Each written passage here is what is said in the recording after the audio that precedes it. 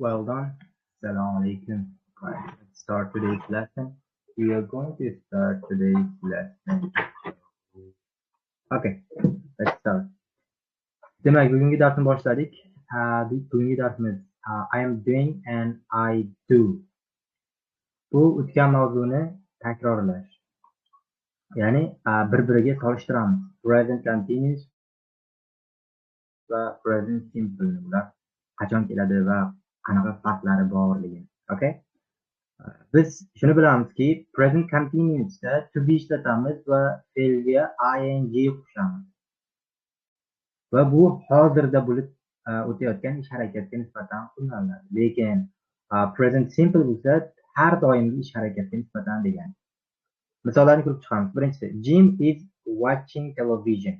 Demak, Jim bu hozir nima qilyapti? Televizor ko'ryapti. Demak, bu present continuous chunki is bor, then watching. He's not playing the guitar. U hozir gitara o'ynamayapti, ya'ni gitarani chalmayapti deyapti. Hozirda u narsani qilmayapti. Shuning uchun not playing ing bo'lyapti. Okay? Shuniga but Jim has a guitar. Lekin Jimda gitara bor deyapti. He often plays it and he plays very well. Lekin u tez uni o'ynab turadi va u juda yaxshi chaladi deyapti. Demak, qarang. Bu yerda often bu kecha o'tganimiz present simple'ning kalit so'zlari. Ya'ni u tez uni chalib turadi, ya'ni o'ynab turadi deyapti. Demak, bu har doimgi harakat. Hozir qilmayapti, lekin buni aslida qiladi. Okay? Jim plays the guitar, but he's not playing the guitar now.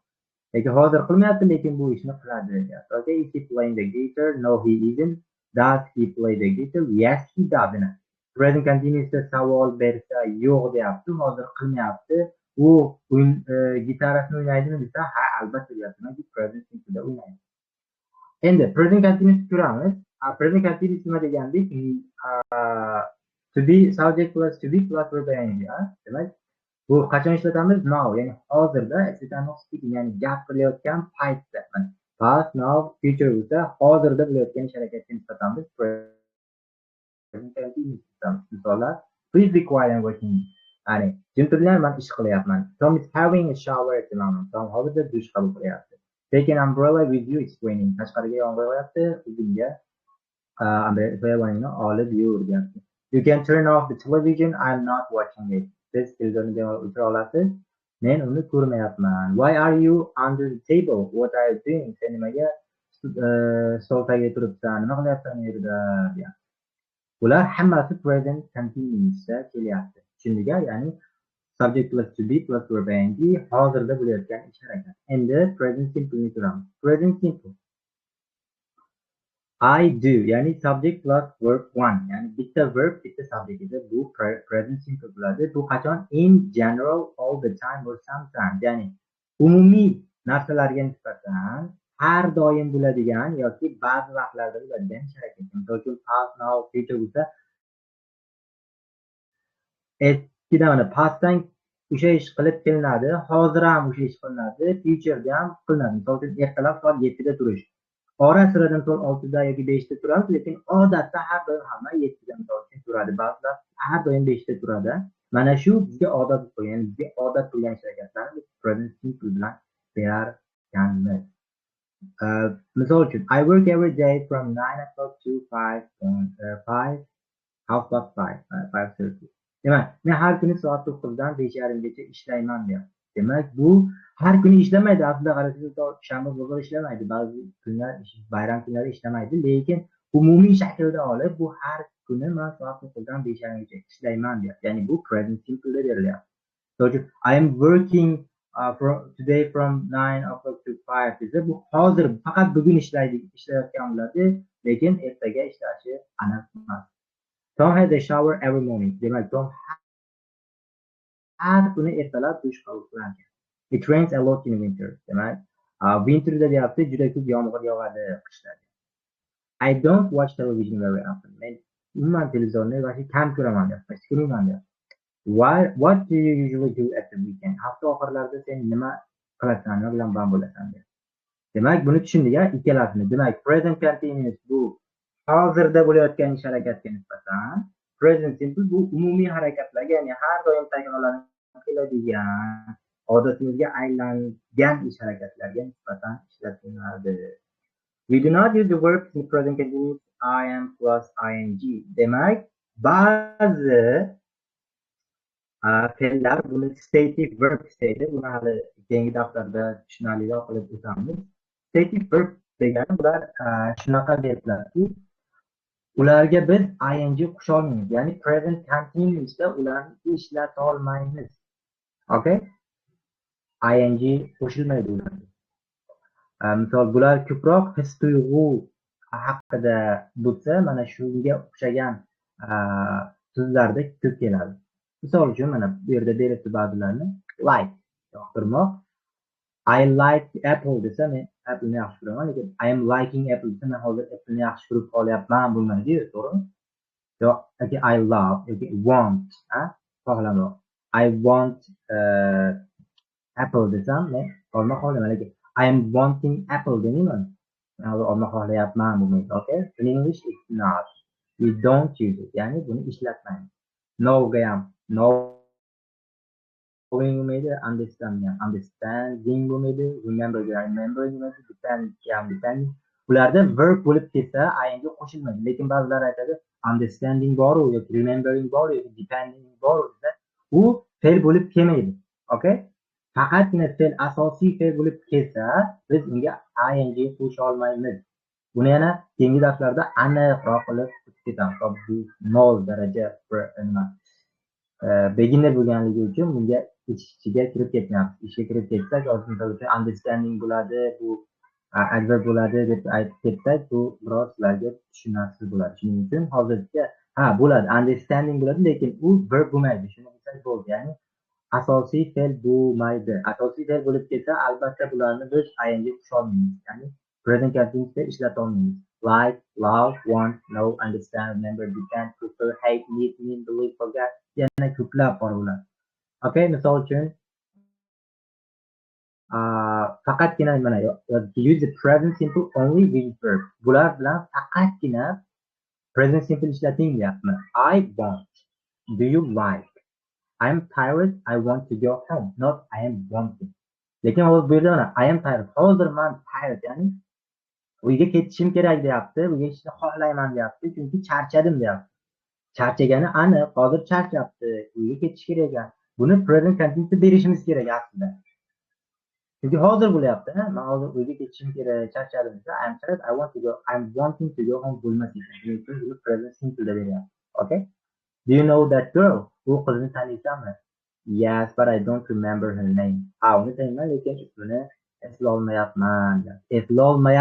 Agar biz o'zbekchada aytsak ham hozirga, ya'ni hozirgi davomiy zamonga to'g'ri kelyapti, lekin bunda ing qo'sha olmasligimiz sababli present simple deb beryapti. I don't understand what you mean. Ya'ni hozirda bo'layotgan ish aytilgan. Misol uchun, men buni tushunmayapman. O'zbekchada ham tushunmayapman deymiz. Ya'ni present continuous ing qo'shamiz, lekin bunda present continuous qo'sha olmasligimiz uchun buni I don't understand qilyapmiz. I'm not understanding degan. Right? Tushunarli bo'ldi degan umiddaman. Okay. Exercise. Answer the questions about the pictures. Ya'ni rasmlarga qarab savollarga javoblar yozinglar. Birinchida I am a photographer. Ya'ni men fotografman deyapti. I am a bus driver deyapti. Men bus driverman deyapti. I am a window cleaner deyapti. Demak, men deraza tozalaydigan odamman deyapti. We are teachers, biz o'qituvchilarmiz deyapti. Okay. Does he take photographs? Demak, bu yerda qarang, savol beryapti bizga. Does he take photographs? Birinchiga fotograf bunga savol beryapti. U rasm oladimi deyapti. Ya'ni bu yerda qarasak, present continuous, present simple deb berilyapti. Does he take photographs? Ya'ni u odatda, umumiy shaklda odatda u foto oladimi, ya'ni rasmga oladimi desa, bu yerda javob nima bo'lyapti? Yes, he does. Albatta deyapti. Nimaga? Chunki u fotograf. Shuning uchun yes, he does deyapti. What is he doing? Hozir nima qilyapti desa, he is having a bath. Hozir dush qabul qilyapti. Lekin hozirda u foto olmayapti, lekin u odatda oladi. tushunayotgan bu present continuous, bu present simple. Bu hozirda bo'layotgan ish harakati nisbatan bu umumiy, ya'ni odatiga aylangan ish harakati. Ikkinchisiga qaraymiz. I'm a bus driver deyapti. Demak, bu avtobus haydaydigan shofir ekan, lekin hozir bu pianino chalyapti. Endi ko'ramiz. Hozir biz o'zimiz mana shunga hozir savolni ko'rmasdan turib javob berishimiz kerak. O'zbekchada. Misol uchun, bu bus driver bo'lsa, hozir avtobus minmayapti, lekin har kuni minadi avtobuslar. Lekin hozirda nima qilyapti? Pianino chalyapti. Okay, endi savolga javob beramiz. Is she driving a bus? Bu qanaqa savol? Savolni bilish uchun birinchi qaraymiz. Verb ing bor ekan, to be bormi? Albatta to be ham bor. Demak, bu present continuousning so'roq shakli. Present continuous so'roq shakli to be plus agar plus verb ing bo'ladi. Ya'ni fe'lga ing qo'shamiz. Demak, mana shu kelyapti. Demak, bu present continuousda savol bersa, biz nima deymiz bunga? U hozir avtobus minyapti deyapti. Demak, u avtobusda emas, avtobus haydamayapti. Demak, bunga biz qisqa javob qanaqa edi? No. Bu she bo'lsa, she is not deymiz. Bu. Yo'q, u hozir avtobus haydamayapti. What is she doing? Mana u hozirga deyapti. U hozir nima qilyapti deyapti. Bunda ham is she doing, ya'ni WH question undan keyin to be, undan keyin agar verb kelyapti. Demak, bunga ham biz hozirga nisbatan javob yozishimiz shart ekan. Okay. Hozirga javob yozsak, hozir u nima qilayotgandi? Pianino chalyapti. She is playing a piano. U pianino chalayapti, o'ynayapti. Does he clean windows? 3ta. U hozir nima qilyapti? Window tozalayapti. Hozir ham qilyapti, har doim ham qiladi. Chunki buning ishi mana shu ekan. Bu yerda nima deyapti? Does he clean windows? U har kuni odatda, ya'ni u tozalaydimi derazalarni desa, nima deymiz? Albatta, yes, he does. Chunki u cleaner, tozalovchi. Yes, he does. What is he doing? U hozir nima qilyapti? Hozir ham u is cleaning the window. Hozir ham o'sha ishni qilyapti. Are they teaching? Bunda we are teachers degandik-ku. Okay. We are teachers deganda biz bu yerga yozamiz. Are they teaching? Ular dars beryaptilarmi? Yo'q, albatta ular so'zlab beryapti. No, they are not. What do they do? Mana qarang. Hozir nima qilyapti desa, bular ularning ishlari, kasblari nima deyapti bu yerda, okay? What do you do? Desa ularning kasblari nima? Endi sening kasbing nima deydi? Mana shunga to'g'ri kelyapti, ya'ni javobni so'rayapti. Demak, bu yerga they are teachers desak ham bo'ladi yoki ular they